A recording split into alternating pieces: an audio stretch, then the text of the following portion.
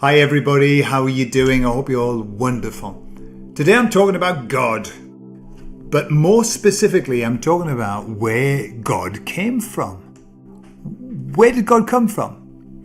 I'll tell you all about it on the other side.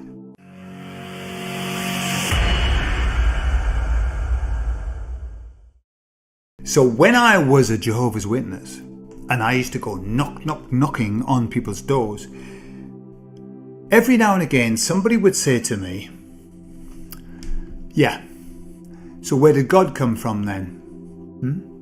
God created everything. Where did he come from? Who created him? Yeah. And you know what? I didn't know what to say. In fact, I remember having conversations with my father, who was a very, very deeply ingrained Jehovah's Witness, elder, the whole shebang. And he didn't have a very good answer either. However, now I think I do have a good answer. And the good answer is something I heard a gentleman talking about, and I thought, exactly right. Because often I've heard this a number of times from atheists. Atheists love to use this. Well, where did God come from? Yeah. Obviously, they don't apply that to the Big Bang. You know, there was nothing and then there was a Big Bang. Where did the Big Bang come from? You know, what instigated the Big Bang in the first place, and where was the matter before that? But anyway. So, we have to do the question, where did God come from? Yeah? Make certain assumptions. The assumption, the most important assumption that it makes is that all things must be created. Okay. It also makes the assumption of time. Like, we live in a beginning, middle and end.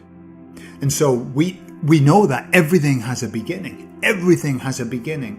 And so we say, well, if we have a beginning, and if the earth had a beginning, God must have had a beginning too. Yeah. That's the logic we use. And I've heard the same logic used about the earth being round or flat. And people say, if the planets are round, then it makes sense that the earth's round. Okay? No, it doesn't. And just because the earth had a beginning doesn't make sense that God had a beginning. Let me explain why. So, when you make a video game, you're creating a video game. And you create the video game with certain parameters. Yeah? This is what you can do. This is how high you can jump. This is where you start from. This is where you end. You create all of the parameters inside of that video game.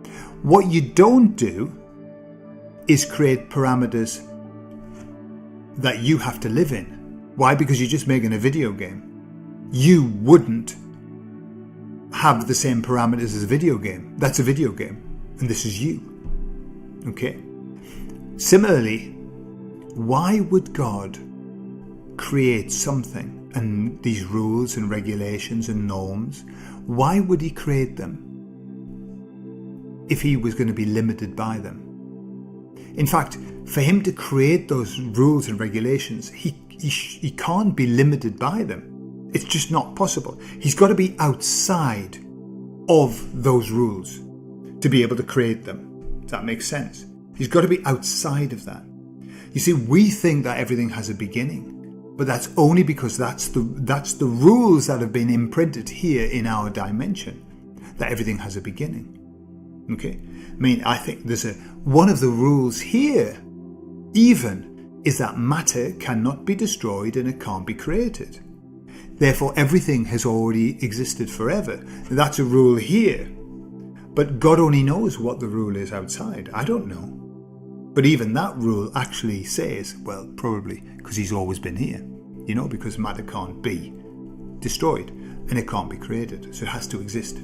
However, I think the whole point of this, what I'm saying is that we are projecting our rules onto God when we say, where was he before all of this happened? Who made God?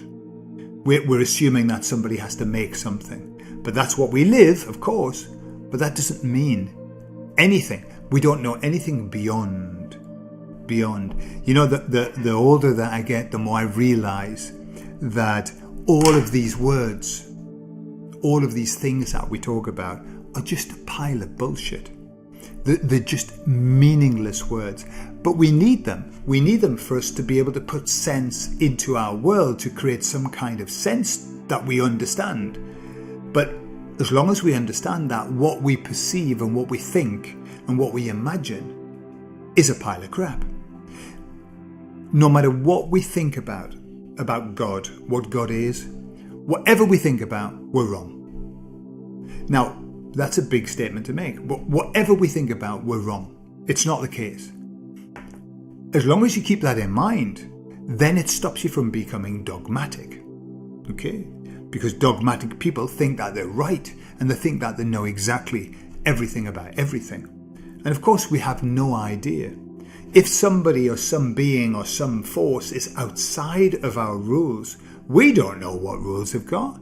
We haven't been there. We don't know. And so, quite often, what we have to do is just shut the fuck up. Because we don't know. However, that doesn't stop us from talking about it.